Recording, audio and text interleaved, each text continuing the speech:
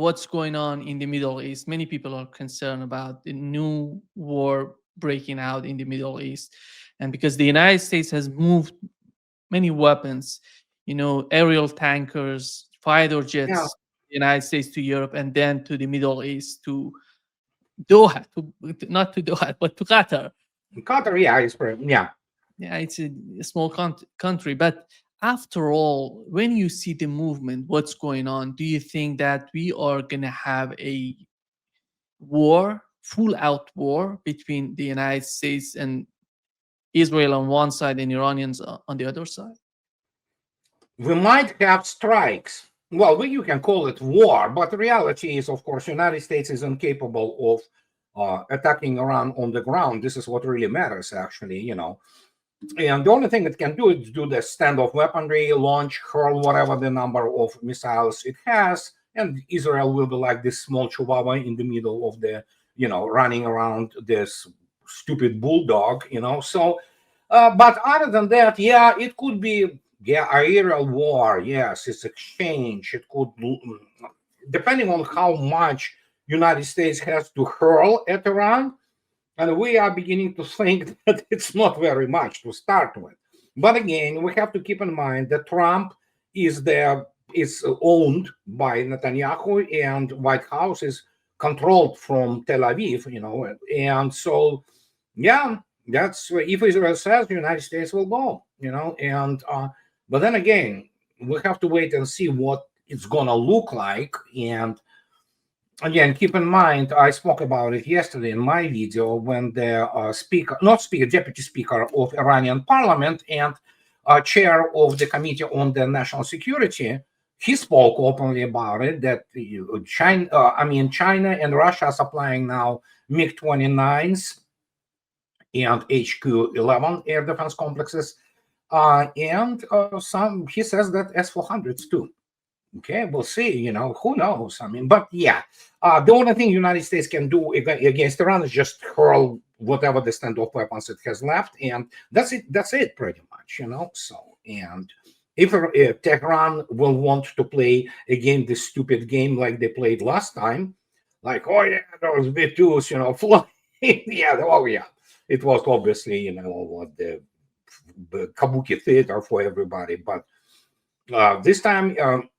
Israel can have its even more damage, honestly. I think the first time they attacked Iran, it was a surprise attack, mostly based on terror and Yeah, assassinating people, not yeah. that much of war. And I was wondering what has been changing during the last 2 months, let's put it this way, that they feel that they can attack Iran again, because this time around Iran is totally prepared.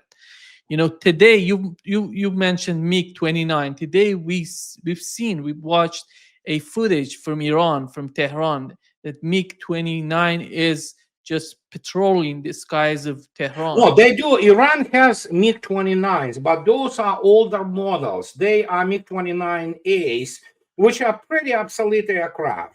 What is being taught, and I need to see their actual footage of. He says that again. I'm merely, speculating here, but based on the statement of the very big honcho from Iranian parliament. So if Russia delivers MiG-29s, those not MiG-29As, those are actually MiG-29s SMT. These are very advanced aircraft. It's 4+ generation. They have the very good medium range weapons, and it's primarily glass cockpit, modern radar, and things of this nature. So they become a very serious opponent to any kind of the aircraft. Plus, Iranians do have experience with flying MiG-29s, because Iran has, to my best knowledge, something like between 8 or 12 MiG-29As, but obviously MiG-29 SMT is a completely different aircraft and pretty advanced. And this was the aircraft which was offered for the export in the mid-2000s. And since then, there's still pretty substantial capabilities there. So we'll see. And especially if there's S-400, we don't know, so we have to wait and see what is going on there. But yes, you're absolutely correct that pretty much the whole thing with the last time was based on sabotage with the Israeli agents and those turncoats penetrating pretty much. Well, they know. I don't know why Iranians continue to do this. With their generals and everything. Living in the open in Tehran. So they have been killed. The air defense was sabotaged in the first 10 hours. So this time probably different. And then, of course, everybody saw this footage of the Iranian intelligence penetrating the nuclear facilities in Israel. That was a shocker. And Israel probably has to really think hard because obviously Iranians can really finish this off for them. Yeah. They have all the information of the targets if they Yeah, decide to attack to target the Mona, one of the yeah. main facilities is the main facility of nuclear facility in Israel. Developing, yeah. So it's if it comes down to it, then yeah. And if Israel wants to go nuclear, let's say there are enough imbeciles there and nut jobs, which pretty much most of them. Then I don't know. There is, yeah, we're looking at something which is, how to say it, very dangerous for Israel primarily, because God forbid, if Israel tries to use nuclear weapon, it becomes complete pariah state, and there will be a completely different actually reaction of the international community. Despite the fact that, yeah, we know it's symbolic, but it's very important also in terms of symbols that Spain, even UK and France recognized Palestine, which was pretty much slap into face of Netanyahu. But if the United States wants to support terrorist state, sure, that's what United States is, slap bitch of Israel. And Tucker Carlson and whoever can say whatever they want about being humiliated, but that's what United States has become. It's lost its sovereignty in the foreign policy, and especially in relation to the Middle East, completely to Israel. It is controlled by Israel. Netanyahu is absolutely correct. He owns the United States, and considering the fact that most of the senators and congresswomen on the Capitolium, they're corrupt and blackmailed by Israel. They are essentially extension of the Knesset. United States doesn't have U.S. Congress. It has Knesset 2.0. Ukraine said that they're receiving Patriot systems from Israel. What are these systems that they're trying? I don't know. Is the United States sending new systems to Israel? Because if they want to attack Iran, they have to be prepared for that to defend themselves. And do they have anything better than that defense system? What No, is? no. It's the United States provided already Ukraine in the last year and a half and almost 2 years. Latest versions of the Patriot PAC-3 MSC is the most advanced. It failed miserably, obviously. And so whatever Israel is trying to already deliver to Ukraine, it would matter. It's probably a PAC-2, maybe some PAC-3. But the point is, Patriot is useless against modern ballistic missiles, let alone against modern supersonic and hypersonic weapons. So, I mean, sure, whatever. That is the best that the United States have, and it's not ramping up production. There is no physical ability to ramp up production, for example, of those missiles which are worth their weight in gold for that. And the last time we know it used almost quarter in 12 days. I mean, there you go. This is everything you need to know. So yeah, let them try again, I guess. I cannot, after I saw in Quantica and the last couple of weeks, I just scratched my head. I mean, I don't know. I mean, we live in the idiocracy, basically, so, and what do I know? They may try. Okay, sure.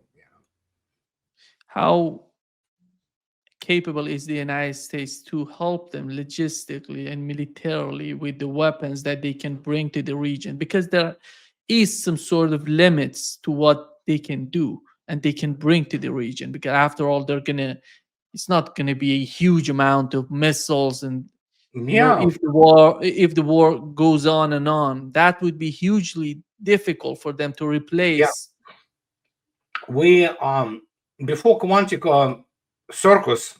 Okay, let's put it this way, because I I'm lost for the word. I'm lost for words. Okay, I don't know how to describe this. I mean, this is beyond my grasp of my experiences. So, but if there you look attentively at the, for example, government accountability office report on the, for example, readiness of the American ground forces, it's a catastrophe. It's the end of the U.S. Army as we know it, So, and fact is, it wasn't that good. I mean, there's always, this pretense that somehow it defeated mighty Iraqis, which is semi-literate army with the monkey models from 1960s and things like of this nature. But the problem is, United States simply doesn't have capability to sustain serious operations. So, in this case, as I already stated, can United States attack Iran on the ground? No. Albeit, I don't know what are the secret channels or clandestine channels or communications between Tehran and Washington D.C. But Israel in itself, it's a chihuahua, militarily chihuahua. The only thing they have is this nuclear weapons, which are, of course, some sort of option for Israel. But you know what? They have those. The economy of Israel is basically destroyed right now, and there are some serious other issues. So Netanyahu, in order for him to avoid to go to jail, which he should, together with his his cabinet or whatever, the Knesset, what have you. So they would love nothing more than to unleash some kind of the, war, if you wish, strikes, which kind of will, refocus, so to speak, the public attention. But Israelis eventually themselves, the society, basically it will disintegrate, because actually what they're committing right now in Gaza and everything which adds to, it also exposes them to who they really are. And this is not a pretty picture. But Mr. Trump and his administration and US Congress, we know they are blackmailed, they are cowards, and they will follow the orders from Tel Aviv. Andre, do you think that Donald Trump is afraid of Netanyahu? Oh, absolutely. He's terrified. And then again, don't forget that it doesn't take much to really influence Trump. He's narcissist. The only thing he wants in his life is the approval. Whatever it takes, he dreams about Nobel Peace Prize. I say just give it to him, for crying out loud. So, and he's afraid, and not only he's afraid, don't forget, Christian Zionists, and by different accounts, they constitute about, their number around 57 million, something like that. This number, a substantial number for the country of the population of 330. Nobody knows how many illegals anymore in the United States. It's very substantial, and it's the one of the main blocks for Republicans. And who Christian Zionists are? They are more pro-Israeli than Israelis themselves. They are fanatics. They have nothing to do with the Christianity. It is Scofield Bible, death cult, which they have loyalty not to the United States. They have loyalty to Israel. They have loyalty to their salvation. They are this rapture, all those dispensationalists.